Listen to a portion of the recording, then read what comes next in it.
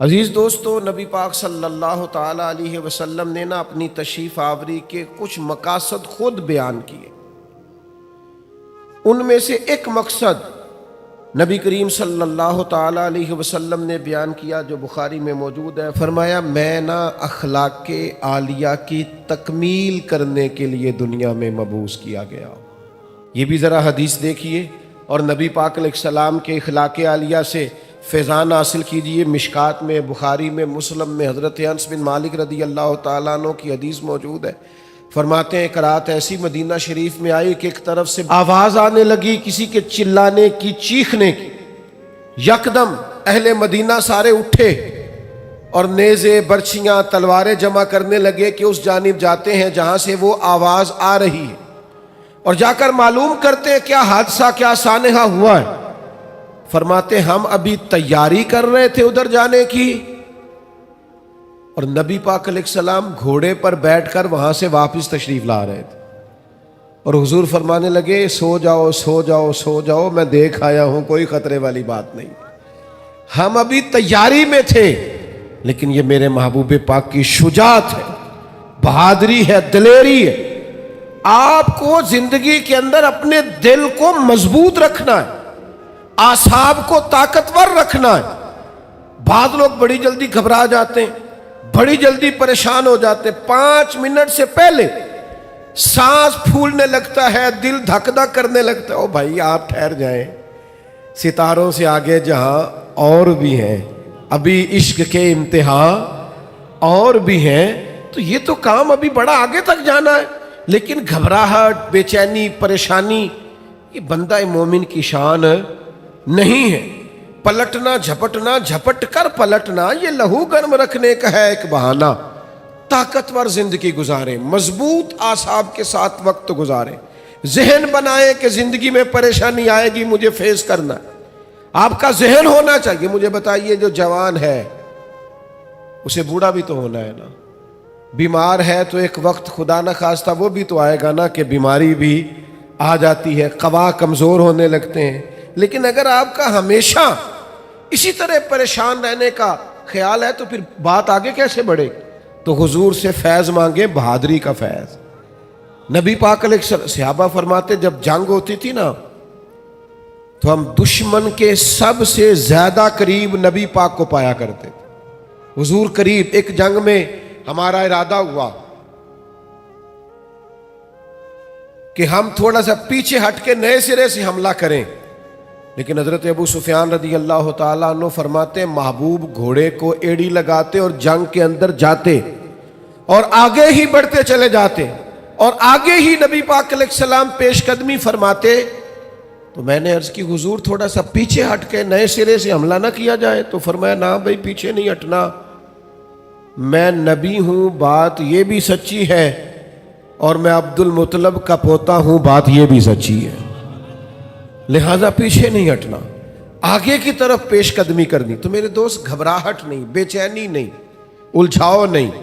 میلاد شریف والے محبوب سے یہ فیضان پائیں کہ ہم نے ہمیشہ اپنے اعصاب کو مضبوط رکھنا۔ پھر اللہ تعالیٰ نے اپنی حکمت کے ساتھ لوگوں کے اندر دولت کو تقسیم کیا، یہ اس کی حکمت ہے۔ سورۃ الشورى کے اندر اللہ تعالیٰ نے فرمایا کہ اگر سب لوگوں کو مال میں وسعت دے دی جاتی تو زمین میں فساد ہو جاتا، بغاوت ہو جاتا۔ سب کو مال میں وسعت نہیں ملتی، لیکن جن امیروں کو اللہ مال عطا کرتا ہے نا، ان میں غریبوں کا بھی حق ہوتا ہے۔ قرآن مجید کہتا ہے سائل کا اور محروم کا حق ہے۔ یہ جو میں کہہ رہا ہوں اس پر غور کریں، حق ہے، نہیں آپ پر، امیر آدمی پر غریب کا۔ آپ کا خیال ہے وہ مانگنے آیا ہے، اور اللہ کا قرآن کہتا ہے حق لینے آیا ہے، اس کا حق ہے۔ جب انسان کے مزاج میں مالی طور پر گھٹن آتی ہے نا، وہ کنجوس ہو جاتا ہے، بخیل ہو جاتا ہے۔ اللہ تعالیٰ نے مالی طور پر وسعت دے دیا، پر قلبی طور پر تھوڑی سی اس کے مزاج کے اندر گھٹن ہے، تو پھر بھی ماحول میں پریشانی پیدا ہوتی ہے۔ اللہ تعالیٰ بعض لوگوں کو زیادہ مال عطا کرتا، ان کی ذمہ داری ہے غریب بہن بھائیوں کا دوستوں کا، پڑوسیوں کا، سائلین کا، مساکین کا، یتیموں کا، بیواؤں کا، کمزوروں کا خیال رکھیں، ان کی مالی معاونت کریں اور ان کا حق سمجھ کر کریں کہ اللہ حضور سید عالم علیہ السلام کا ایک فرمان اگر کبھی ہمیں یاد ہو جائے نا تو آپ یقین کریں کہ دل کبھی تنگ نہ ہو خرچ کرتے ہوئے۔ حضور فرماتے ہیں رب تمہیں جو عطا کرتا ہے نا وہ تمہارے ضعیفوں کی برکت سے عطا کرتا ہے۔ وہ جو تمہارے ہاں کمزور روٹی کھا جاتے ہیں نا، غریب کھا جاتے ہیں، ان کے سبب سے اللہ تمہیں دیتا ہے۔ تو اگر یہ ذہن بن جائے نا کہ اللہ تعالیٰ پتہ نہیں کس کی برکت سے دے رہا ہے، تو پھر جب کوئی آئے تو بندے کا دل تنگ نہیں ہوگا، وہ پریشان نہیں ہوگا، مضطرب نہیں ہوگا۔ بلکہ ہم نے تو تاریخ میں ایسے بھی سخی پڑے ہیں کہ کوئی لینے آتا تھا تو اس کا شکریہ ادا کرتے تھے کہ یار تیری مہربانی، تو نے اس قابل سمجھا ہے کہ میں تیرے کچھ کام آ سکتا ہوں۔ نبی کریم صلی اللہ تعالی علیہ وآلہ وسلم کے اخلاق عالیہ سے، حضور کی سیرت پاک سے ہمیں جو فیضان ملتا ہے نا، اس نقطے کو ضرور سمجھیے گا۔ یعنی آپ کتب سیرت میں یہ پڑھیں گے کہ مہینہ مہینہ کاشانہ نور کے اندر آگ نہیں جلی، چولہا نہیں جلا، کھجور پانی پہ گزارا۔ اور اگر ایک سونے کی ڈلی گھر میں پڑی رہ گئی ہے ایک ٹکڑا، تو نبی کریم علیہ السلام نماز پڑھا کے تیزی سے گھر تشریف لے گئے اور حضور نے اسے اٹھایا اور اللہ کے راستے میں خیرات کر دی۔ کسی چیز کو گھر میں پڑا نہیں رہنے دیا۔ گھر میں تو دعا مانگی تھی کہ یا اللہ ایک وقت فاقہ ہو، ایک وقت روٹی ہو، لیکن حضرت جابر ابن عبداللہ رضی اللہ تعالیٰ عنہ ارشاد فرماتے ہیں، بخاری مسلم دونوں میں موجود ہے، فرماتے ہیں کہ جب بھی کسی نے حضور سے سوال کیا ہے نا، تو جو چیز ہم نے حضور کی زبان سے نہیں سنی وہ نہیں ہے۔ حضور نے کبھی کسی کو لا نہیں فرمایا، یہ نہیں فرمایا نہیں ہے۔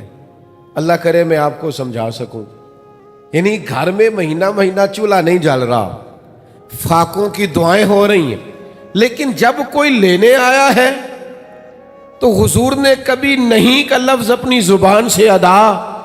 ایسا کوئی محبوب کہیں ہوگا نہ کہیں ہے، بیٹھا ہے چٹائی پہ مگر عرش نشیں ہے، اور ملتا نہیں کونین کو کیا کیا تیرے در سے، ایک لفظ نہیں ہے جو تیرے لب پہ نہیں ہے۔ اور آپ دیکھیے فاضل بریلوی کیا کہتے ہیں، فاضل بریلوی کہتے ہیں واہ کیا جود و کرم ہے شہ بطحہ تیرا، واہ کیا جود و کرم ہے شہ بطحہ تیرا، نہیں سنتا ہی نہیں، نہیں سنتا ہی نہیں مانگنے والا تیرا۔ اور اعلیٰ حضرت فاضل بریلوی رحمۃ اللہ علیہ فرماتے ہیں دھارے چلتے ہیں عطا کے وہ ہے قطرہ تیرا، اور تارے کھلتے ہیں سخا کے وہ ہے ذرہ تیرا۔ محبوب جب دھارے چلے نا، دھارے عطا کے دھارے چلے تو پتہ چلتا ہے کہ میرے کریم نے کسی کو قطرہ عطا کیا ہے، اس کے گھر میں دھارے چل رہے ہیں، نہریں بہہ گئی ہیں۔ اور فاضل بریلوی فرماتے ہیں جب پورے تارے کھل جائیں نا سخا کے اور سخاوت کے، پورا گھر اور پورا محل روشن ہو جائے، تو اس کا مطلب یہ ہوتا ہے کہ کریم محبوب نے کسی کو ذرہ عطا کیا۔ میرے کریم سے گر قطرہ کسی نے مانگا تو دریا بہا دیے ہیں، دربے بہا دیے۔ سخاوت کا مزاج پیدا کریں، اور غریبوں کی خدمت میں بھی گزارش ہے کہ حضور فرماتے ہیں بندہ اللہ کے ساتھ جس طرح کا گمان کرتا ہے رب بھی اس کے ساتھ اسی طرح کا معاملہ فرماتا ہے۔ سخاوت کا مزاج تو پیدا کریں۔ حضور نے فرمایا بندہ دل کا غنی ہوتا ہے، آپ ارادہ تو کریں کہ یا اللہ تو دے میں تیرے بندوں میں بانٹوں گا، آپ ارادہ تو کریں، وہ کریم ہے، عطا کرتے کہاں دیر لگتی ہے۔ نبی کریم صلی اللہ تعالی علیہ وآلہ وسلم کی سخاوت، اور کس طرح کی سخاوت، اس سخاوت کا انداز کیا ہے۔ نبی کریم صلی اللہ تعالی علیہ وسلم کے غلام حضرت انس بن مالک رضی اللہ تعالی عنہ ارشاد فرماتے ہیں کہ ایک شخص حضور کی بارگاہ میں آیا تو اس نے نا 2 پہاڑیوں کے درمیان کھڑی ہوئی بکریوں کا ریوڑ ہی مانگ لیا۔ تو یہ حضور کا دربار ہے نا، محبوب نے بھی سارا ہی عطا کر دیا، سارا ہی دے دیا کریم محبوب نے۔ اب وہ دیہاتی آدمی تھا، گاؤں جا کے نا اپنے حساب سے اعلان کر رہا ہے۔ ہر آدمی کا اعلان کرنے کا سٹائل بھی اپنا ہوتا ہے نا، وہ اپنے گاؤں جا کے اپنے حساب سے اعلان کرتا ہے، کہتا ہے سارے مدینے چلے جاؤ، حضور تو اتنا دیتے ہیں کہ غربت کا ڈر ہی دور ہو جاتا ہے، سارے چلے جاؤ مدینہ منورہ۔ محبوب تو یوں بانٹتے ہیں۔ وہ میرے دوست، سخاوت کہاں سے شروع کرنی ہے؟ حضور نے فرمایا 2 کا کھانا 3 کھا لیا کرو، اور 3 کا 4 کے لیے کافی ہے، اور 4 کا 5 کے لیے۔ آپ مزاج تو بنائیں بانٹنے کا، ارادہ تو کریں دینے کا، پھر دیکھیں اللہ تعالیٰ کیا انداز اختیار کرتا ہے۔ آپ مجھ سے ناراض نہ ہوئیے گا، ویسے جس آدمی کے پاس پیسے آتے ہیں نا، وہ سب سے پہلے گاؤں چھوڑتا ہے، وہ محلہ چھوڑتا ہے جس محلے میں وہ رہتا ہوتا ہے، اس لیے کہ اب دائیں بائیں آگے پیچھے ہوتے ہیں ماڑے بندے، اور اسے وہاں جانا بڑا ضروری لگتا ہے جہاں کوٹھیاں ہی کوٹھیاں ہوں، محل ہی مال ہو، بنگلے ہی بنگلے ہوں۔ وہ چونکہ پرانا محلہ ہی یاد نہیں رہتا، ٹوٹی سڑک ہی وہ میرے گاؤں کا غریب دہقاں سڑک کے بننے پہ تھا کیوں پریشاں، جب اس کے بچے شہر کو جا کر کبھی نہ لوٹے تو لوگ سمجھے۔ یہ کبھی کبھی ایسا ہوتا ہے کہ اللہ نے عطا کیا ہے تو چاہیے یہ تھا کہ تو دائیں بائیں آگے پیچھے بانٹتا، تو جا کے بیٹھی امیروں میں گیا، چلے جائیں، کوئی حرج نہیں، کوئی منع نہیں، لیکن ان لوگوں کو بھی تو یاد رکھیں جو آپ کے ساتھ بسا کرتے تھے، رہا کرتے تھے، وقت گزارتے تھے، ان کے لیے بھی تو اپنے دل میں طبیعت کے اندر گنجائش پیدا کریں۔ میرے عزیز، رسول اللہ بانٹتے، نبی پاک عطا کرتے، اور فاضل بریلوی فرماتے ہیں ہاتھ جس سمت اٹھا غنی کر دیا۔ حضور نے جس کو دیا ہے نا، اسے بھی دینے والا ہی بنا دیا۔ تو نبی کریم صلی اللہ تعالی علیہ وآلہ وسلم کی یہ ادا۔ پھر ایک اور بات، کبھی کبھی نا لوگ ہم سے کچھ ایسی چیزوں کا مطالبہ بھی کرتے ہیں جو بظاہر ہمارے لیے مشکل ہوتی ہیں۔ میں آپ کو صحیح بتاتا ہوں، ان کاموں کو بعض اوقات طبیعت نہیں چاہ رہی ہوتی، اور بظاہر ایسا محسوس ہو رہا ہوتا ہے کہ یار یہ کام جو ہے نا یہ ٹھیک نہیں۔ آپ تم نہ وقت دیکھ رہے ہیں، نہ آپ ماحول دیکھ رہے ہیں، نہ موسم دیکھ رہے ہیں، وہ بعض اوقات ایسے مطالبات کر دیے جاتے ہیں جو ٹھیک نہیں ہوتے۔ لیکن میرے محبوب کے اخلاق عالیہ کا یہ بھی کمال ہے کہ حضور نہ ہمیشہ کوشش کرتے تھے آنے والے کی دلجوئی کر دی جائے۔ چلے اگر اس نے بے موسمی بات کر دی ہے تو یہاں سے ہی رنگ تھوڑا بدل لیا جائے۔ نبی پاک علیہ السلام جب فجر کی نماز پڑھ کے نکلتے نا، تو حضرت انس بن مالک رضی اللہ تعالیٰ عنہ ارشاد فرماتے ہیں کہ مدینہ منورہ کے غلام اور لونڈیاں نا اپنے پیالوں میں پانی لے کے آتی، تو پانی آگے کرتی کہ اس میں اپنا ہاتھ ڈبو دیں۔ بخاری مسلم میں سیاستہ میں آپ کو حدیثیں ملیں گی۔ یعنی ان کا عقیدہ تھا کہ محبوب ہاتھ لگا دیں گے تو متبرک ہو جائے گا، اور حضور بھی امت کو یہ درس دے رہے ہیں اس عمل سے کہ واقعہ اس میں تبرک ہوتا ہے۔ نبی پاک کے دست مبارک سے لگی ہوئی شے متبرک ہوتی۔ نبی کریم صلی اللہ تعالی علیہ وسلم اپنا ہاتھ مبارک رکھ دیتے، ان کے لیے تبرک ہو جاتا، وہ گھروں کو لے جاتے۔ اب کبھی کبھی کیا ہوتا، جاڑے کی ٹھنڈی صبح، یعنی سردیوں کی ٹھنڈی صبحیں، ان کو عادت پڑی ہوئی ہے صبح پانی لے کے آنے کی، ٹھٹھرتا ہوا پانی، فجر کا وقت، سردی کا ٹائم، لیکن وہ غلام لا کے پیالے جیسے ہی آگے کرتے، حضرت انس بن مالک فرماتے ہیں میں سیدہ آمنہ کے لال پہ قربان جاؤں، کبھی ہاتھ پیچھے نہیں کیا، فوراً ہاتھ ڈبو دیتے۔ محبوب دل جوئی کرتے، کرم نوازی کرتے، عطائیں کرتے۔ محبوب کریم صلی اللہ تعالی علیہ وسلم نے کبھی ہاتھ پیچھے نہیں کیا۔ انہوں نے موسم نہیں دیکھا، وہ سردی میں لے آئے، پر یہ کریم ہے نا، اور دروازہ کریم سے کبھی کوئی خالی گیا ہی نہیں۔ ہاتھ جس سمت اٹھا غنی کر دیا۔ موج بحر سخاوت پہ لاکھوں سلام، محبوب پاک علیہ السلام عطا کر دیتے۔ او یارو، ہو سکتا ہے کبھی کوئی بے موسم حکم اماں دے ہی دیتی ہو، کبھی کوئی ایسی بات ابا جی کر دیتے ہوں جو آپ کی طبیعت کے مطابق سوٹ نہ کرتی ہو سکتا ہے کبھی گھر والے کوئی ایسی بات کریں جو برداشت کے قابل وقتی طور پر نہ ہو، لیکن یہ دیکھو نا میرے نبی کا اخلاق، یہ دیکھو نا حضور کا انداز۔ میلاد منانے والوں، محبوب کے نام پر نعرے لگانے والوں، اپنے مزاجوں میں وہ کشادگی بھی پیدا کرو۔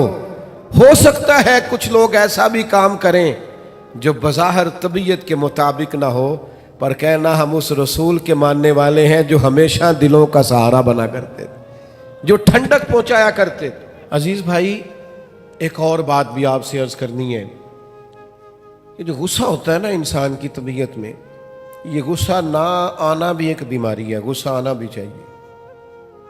وَغْلُظْ عَلَيْهِمْ، دین کے دشمنوں پر بندے کو غضبناک ہونا چاہیے۔ محبوب بھی غصہ کرتے تھے۔ حضرت عائشہ صدیقہ رضی اللہ تعالیٰ عنہ فرماتی ہیں اگر کوئی دین کی حدیں توڑتا تھا نا، شریعت کی حدود، تو حضور غصہ کرتے تھے۔ یعنی کچھ لوگ کہتے ہیں فلانے کو غصہ آتا ہی نہیں، تو میں نے کہا یہ بھی بیماری ہے، اس کا بھی علاج ہونا چاہیے۔ اگر کہیں شریعت کی نافرمانی ہو رہی ہے، اسے غصہ نہیں آتا، تو یہ بھی قابل علاج بیماری ہے، اس کا بھی علاج ہونا چاہیے۔ آپ کو غصہ، اعلیٰ حضرت فرماتے ہیں دشمن احمد پہ شدت کیجیے، وہ ملحدوں سے کیا مروت کیجیے، شرک ٹھہرے جس میں تعظیم حبیب، اس برے مذہب پہ لعنت کیجیے۔ آپ کو کبھی کبھی دین کے معاملے کے اندر غصہ بھی آنا چاہیے۔ جس حدیث میں یہ لفظ موجود ہے نا، اللہ کی رضا کے لیے محبت کرو، اس میں یہ بھی ہے کہ رب کی رضا کے لیے بغض بھی رکھو۔ غصہ بھی آنا چاہیے، لیکن ہمارا مسئلہ یہ ہے ہمیں دین کے دشمن پر غصہ نہیں آتا، وہاں تو انسانیت جاگتی ہے۔ ہمیں غصہ آتا ہے ذاتی دشمنوں پہ، اور حضور کا اخلاق یہ ہے کہ ذاتی دشمن پر غصہ کرنا ہی نہیں۔ جو ذات کا دشمن ہے اس پر ناراضگی قطعاً نہیں کرنی، وہ ذات کا۔ حضرت عائشہ صدیقہ رضی اللہ تعالی عنہ نے حد بیان کر دی، یہ لفظ بیان کر کے ایک اتنا بڑا اخلاق کا دائرہ کھینچ دیا ہمارے گرد کہ ہمیں اپنی زندگی میں اس اصول کو کبھی نہیں توڑنا۔ سید عائشہ صدیقہ رضی اللہ تعالی عنہ ارشاد فرماتی ہیں نبی کریم صلی اللہ تعالی علیہ وسلم نے کبھی اپنی ذات کے لیے کسی سے انتقام نہیں لیا، کبھی نہیں لیا۔ مسلم شریف میں موجود ہے۔ اور دوستوں، کبھی نہیں لیا اپنی ذات کے لیے انتقام۔ میلاد منانے کے لیے تشریف لانے والوں، حضور کی محفل میلاد میں حاضر ہونے والوں، کتنے زیادہ جھگڑے ہیں اس وقت جو فقط ہماری ذاتیات کے جھگڑے ہیں۔ صرف اور صرف ہم اپنی ذات کا بت بنائے، معاذ اللہ لوگوں سے دور ہو گئے۔ کبھی اپنی ذات کے لیے حضور نے انتقام نہیں لیا، کبھی جلال آیا بھی تو حدود اللہ کے معاملے میں۔ آج کیوں نہ اپنے دل پر یہ ارادہ کریں، فیصلہ کریں کہ ذاتیات کے جھگڑے چھوڑ دیں گے ہم۔ جہاں ہمارا ذاتی معاملہ ہوگا وہاں ہم اپنی ذات کا بت چکنا چور کر دیں گے۔ اور پھر انسان کو غصہ آتا ہی ہے نا اپنے ماتحتوں پر۔ لوگ غصہ کرتے نہیں ملازمین پر، اور بعض ایسے نادان ہیں جو خواتین پر بھی غصہ کرتے ہیں، لیکن میرے محبوب کریم علیہ السلام کی یہ عادت صحیح کتب، صحیح احادیث میں حضور کا یہ اخلاق موجود ہے۔ محبوب نے اپنے دست مبارک سے نہ کبھی کسی غلام کو مارا، نہ کبھی کسی عورت پر ہاتھ اٹھایا۔ رسول اللہ صلی اللہ تعالی علیہ وسلم نے یہ حد بندی بیان کی کہ آپ کو اپنی ذات کے لیے کبھی کسی سے انتقام نہیں لینا۔ یہ سوچ کبھی بنا کر تو دیکھیں، یہ قاعدہ قانون اپنی زندگی میں اس کا نفاذ تو کریں۔ ہر جگہ ذاتی جھگڑے، ذات کے معاملات ہم نے کھڑے کیے ہوئے ہیں۔ یہ کتنا مشہور واقعہ ہے طائف کا، لوگوں نے پتھر مارے، اور جب باقاعدہ فرشتے نے آ کے کہا یا رسول اللہ حکم کریں تو میں ان کو پیس کے نہ رکھ دوں، تو حضور نے کیا فرمایا؟ فرمایا یہ نہیں مانتے تو امید ہے ان کی نسلیں کلمہ پڑ جائیں گی، ان کی پشتوں میں سے اللہ ایسے لوگ پیدا کرے گا جو شرک سے بچیں گے، اللہ کی توحید کا اعلان کریں۔ لہٰذا ہمیں ان کے بارے میں کوئی سخت انداز اختیار کرنا نہیں ہے۔ میرے دوستو، ایک اور بھی مسئلہ بن گیا ہمارے ہاں۔ میں بات سمیٹنے کی طرف آ رہا ہوں، پر آپ کا ذوق شوق دیکھ کے میری طبیعت بھی بڑھ رہی ہے کہ باتیں کچھ اور کروں آپ کے ساتھ۔ تھوڑا وہ کسی نے کہا تھا نا، نہ انکار کریں اج ساکی موسم بڑا سہانا، مستی داج می برسا دے پیاس دا نہیں ٹھکانا. تو کچھ میرا دل کر رہا ہے کہ کچھ درد دل کھول کے آپ کے سامنے رکھوں. جو چیزیں معاشرے میں محسوس کرتا ہوں ان احساسات میں سے کچھ باتیں آج آپ کے ساتھ کروں. ایک اور طبیعت ہماری بڑی ہو گئی ہے، لان تان کرنے کی، برا بھلا کہنے کی، سخت سست جملے کہنے کی. اب یقین کریں مذہبی سٹیج سے، آج کل مذہبی سٹیج سے لفظ بیان کیے جا رہے ہوتے ہیں معاذ اللہ، اور اس طرح کی گفتگو کی جا رہی ہوتی ہے بازاری زبان میں کہ جو اس سٹیج کو زیب نہیں دیتی. اتنے اعزاز والی جگہ پر بیٹھ کر آپ اتنی کمزور بات کر رہے ہیں، کچی بات کر رہے ہیں، اور ایسا جملہ بول رہے ہیں جو جملہ ہی بازاری ہے. وہ جی فلانے نے کہا ہے تو میں اس کے جواب میں کہہ رہا ہوں. آپ اس کی سطح پہ اتر آئیں گے. وَإِذَا خَاطَبَهُمُ الْجَاهِلُونَ قَالُوا سَلَامًا. جاہلوں سے تو کبھی انسان کی گفتگو ہو تو انہیں سلام کیا جاتا ہے، ان کی سطح پر اتر کر بات نہیں کی جاتی. یہ طریقہ ہی درست نہیں ہے. میرے عزیز، حضرت انس بن مالک رضی اللہ تعالیٰ عنہ ارشاد فرماتے ہیں جب ایک مقام پہ کہا گیا نا حضور علیہ السلام کو، صحابہ فرماتے ایک مقام پہ کہا گیا یا رسول اللہ آپ دعا کر دیں یہ تباہ ہو جائیں. تو حضور فرمانے لگے مجھے لعنت کرنے والا بنا کے نہیں بھیجا گیا، مجھے تو رحمت للعالمین بنا کر بھیجا گیا. تو جو بنا کر بھیجا گیا ہے، جو حضرت عیسیٰ علیہ السلام کو ایک شخص برا بھلا کہہ رہا تھا، آپ دعائیں دے رہے تھے. ایک صاحب نے کہا حضور وہ برا بھلا کہہ رہا ہے آپ دعائیں دے رہے. فرمانے لگے اس کے اندر جو ہے وہ باہر نکل رہا ہے اور میرے اندر جو ہے وہ باہر نکل رہا ہے. تو اب یہاں جس چیز کا سٹاک ہے وہی نکلے گا نا.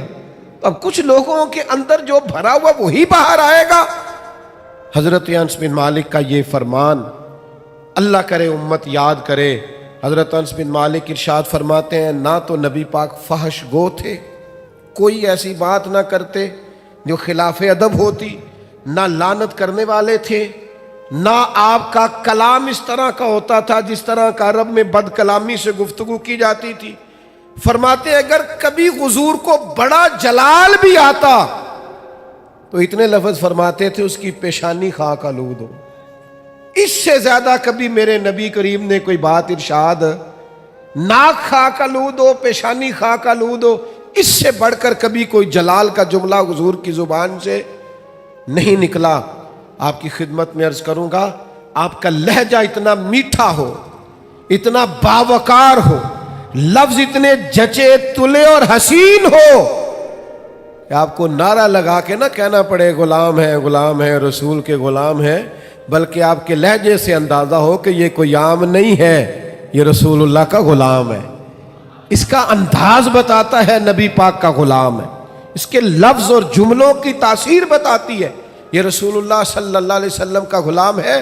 یعنی آپ کہتے پھریں کہ میں بلبل خوش لہجہ گلزار نبی ہوں، میٹھی میری باتیں ہیں، میں نمک خوار نبی ہوں، حضور کا نمک کھاتا ہوں، اس لیے لہجے میں مٹھاس آ گئی. تو نبی کریم صلی اللہ تعالی علیہ وسلم کو اللہ تبارک و تعالی نے اخلاق عالیہ کی بلندیوں کے ساتھ دنیا میں مبعوث فرمایا. ایک بات جو آج امت کو بڑی سمجھنی ہے اور جس پر امت کو بہت زیادہ غور کرنا ہے وہ یہ ہے کہ امت کو نا اب کچھ دائروں کا پابند ہونا پڑے گا. اب اپنی زندگی میں کچھ اصول وضع کرنے پڑیں گے، کچھ قاعدے بنانے پڑیں گے. آپ کو پتہ ہے دنیا میں سب سے بہترین زندگی وہ لوگ گزارتے ہیں جو اپنے وقت کو مینٹین کرتے ہیں. سب سے قیمتی وہ شخص ہوتا ہے جس نے اپنے ٹائم کو مضبوط کر لیا، مربوط کر لیا. ہمیں اخلاقی رویوں کے معاملے میں اپنے آپ کو ٹھیک کرنا. آئیں گے لوگ اکسائیں گے، لوگ آئیں گے غصہ دلائیں گے، لوگ آئیں گے کوئی ایسی بات کریں گے جس سے آپ کی طبیعت میں وہ بات گراں گزرے گی، آپ کے گھر کے اندر سے کچھ ایسی آوازیں اٹھیں گی جس پر آپ سخت ہوں گے. لیکن میرے بھائی حضور علیہ السلام نے نا اخلاق سکھایا ہمیں. اگر ہم رد عمل کے طور پر بھی کبھی سختی دکھائیں گے تو پھر ہم نے سیکھا کیا ہے، پھر ہم نے لیا کیا ہے؟ ہمیں اخلاق عالیہ کی ان بلندیوں پر سفر کرنا ہے، بلندیوں پر. ایک حضور کا بہت بڑا اخلاق یہ ہے کہ نبی کریم معاف کر دیا کرتے تھے. حضور درگزر فرماتے، اور صرف درگزر نہیں فرماتے، جو میں بات کرنے لگا ہوں وہ خاص کرنے لگا ہوں. ایک ہوتا ہے کسی کو معاف کر دینا، اور معاف کر کے پھر اس شخص پر احسان جتلانا، اور اس کے بارے میں اپنا رویہ اس طرح کا رکھنا کہ دیکھا نا میں نے معاف کر دیا ہے، اتنا ہی کافی نہیں کہ میں نے تمہیں کچھ کہا نہیں. یہ انداز نہیں، بلکہ بہت سارے لوگ تو اس طرح معاف کرتے ہیں کہ پہلے پچھلی ساری ڈائری کھولتے ہیں، سارے صفحے اور ورق الٹتے ہیں، اتنی باتیں سناتے ہیں، تو نے یہ بھی کیا، تو نے یہ بھی کیا، اور میں یہ بھی کر سکتا ہوں، میں یہ بھی. وہ آخر میں معاف کرتے ہیں تو وہ معاف نہیں کیا ہوتا، انہوں نے اپنی باتوں سے پوری سزا دی ہوتی ہے، وہ سب کچھ کر چکے ہوتے ہیں. اب وہ معافی اس طرح کی ہوتی ہے کہ وہ معافی لگ نہیں رہی ہوتی، وہ لگتا ہے کہ یار وہ جو تیرے جملے تھے وہ تو تلوار اور نیزے بن کے سینے میں پوری طرح پیوست ہو گئے، اب تو کیا معاف کر رہا. نبی پاک علیہ السلام کا کمال دیکھو، جناب ابو سفیان ہر جنگ میں مقابلے میں رہے، سردار بن کے سپہ سالار بن کے لڑنے کے لیے آتے رہے، لیکن فتح مکہ کے موقع پر جب وہ معافی مانگنے آئے اور جب وہ کلمہ پڑھنے آئے، ان کا کلمہ میرے محبوب نے اس طرح قبول کیا اور انہیں معافی اس طرح سے دی کہ نری معافی نہیں دی، ساتھ میرے رسول نے عزت بھی عطا فرمائی، ساتھ رسول اللہ صلی اللہ تعالی علیہ وسلم نے اعزاز بھی عطا کیا. جناب ابو سفیان رضی اللہ تعالیٰ عنہ کو معاف بھی کیا، فرمایا آپ کو معاف بھی کیا، آپ نے کلمہ پڑھا قبول کیا، اور ساتھ فرمایا جو ابو سفیان کے گھر میں داخل ہو جائے گا میں اسے بھی معاف کر دوں گا. یہ دیکھو معافی بھی دی ہے اور عزت بھی دی ہے، خود بھیک دیں اور خود ہی کہیں منگتے کا بھلا ہو، ساتھ عزت بھی عطا کی، وقار بھی دیا، بلندی بھی دی. کیا نرالا رنگ ہوگا حضرت ابو سفیان کا، کیا سوچتے ہوں گے وہ لوگ بھی، کیا محسوس کرتے ہوں گے کہ کہاں ہمارا وقت گزرا اور کیا اعزاز ہمیں ملا. فرمایا تمہیں معاف بھی کرتے ہیں اور شان بھی دیتے ہیں. یہ میرے رسول پاک کا مزاج ہے. کہا تھا عثمان بن طلحہ نے جب حضور ہجرت کر رہے تھے کہ میں آپ کو چابی نہیں دوں گا کہ آپ اندر سے بیت اللہ شریف کی زیارت کر لیں. حضور نے فرمایا میں چابی ایک دن لے لوں گا تم سے.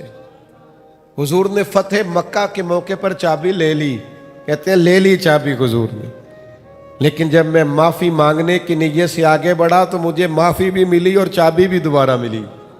یعنی حضور نے معاف بھی کیا اور عزت بھی عطا کی. نبی پاک صلی اللہ تعالی علیہ وسلم نے حضرت سعد بن معاذ رضی اللہ تعالیٰ عنہ سردار تھے قبیلے کے، مسلمان ہوئے، نبی پاک کے غلام ہوئے، اور اتنا شانوں والا آدمی جن کے جنازے میں محبوب خود شامل ہوں، جن کی قبر پر کھڑے ہو کے نبی پاک علیہ الصلوۃ والسلام تسبیحات پڑھے، جن کو محبوب پاک اتنا اعزاز دے. حضرت سعد بن معاذ آئے تو حضور نے فرمایا اٹھ کے استقبال کرو، تمہارا سردار آیا ہے. حضور عزتیں عطا کرتے، نوازتے. ہم نہ کبھی معاف کر دیں تو سینہ نہیں صاف کرتے، کشادگی پیدا نہیں کرتے. جن سے غلطیاں ہو گئیں انہوں نے کئی دفعہ ہاتھ پھیلا کر معافیاں مانگی. غلطی ہو گئی تھی بہو سے، اس کے باپ نے بھی آ کے معافی مانگی، ماں نے بھی معافی مانگی، اس بیٹی نے بھی کئی دفعہ مانگی. ہم نے کہہ بھی دیا چلو ٹھیک ہے، سینہ نہیں صاف کیا، دل سے بات نہیں نکالی. مومن کے سینے میں غل نہیں رہا کرتا، بوجھ نہیں رہتے. مومن سینے صاف کر. ہو گئی غلطی ہمارے چھوٹے بھائی سے، بھول گئے تھے، ہمارے پڑوسی ایک دفعہ غلطی ہو گئی، وہ بس کر دیں یار. اس محبوب کے ماننے والے ہیں جو چیز سب سے پہلے عطا کرتے تھے وہ معافی تھی. حضور فوراً معاف کر دیتے. نبی پاک کا طریقہ ہی معاف کر دینا تھا. اپنے رویوں میں مثبت تبدیلیاں لائیں. اور میں آپ سے عرض کروں اگر ہم اخلاقی طور پر سنورنے کا ارادہ کریں گے تو اللہ ہماری مدد بھی فرمائے گا. ہم اگر خیال کریں گے نا یار میں ایک ایک کر کے اپنی عادات پر محنت کروں تو اللہ بڑا کریم ہے، کرم ہوگا. آپ کوشش کریں کچھ طبیعتیں بدل جائیں. اب رویوں کا بوجھ لوگوں سے سہا نہیں جاتا۔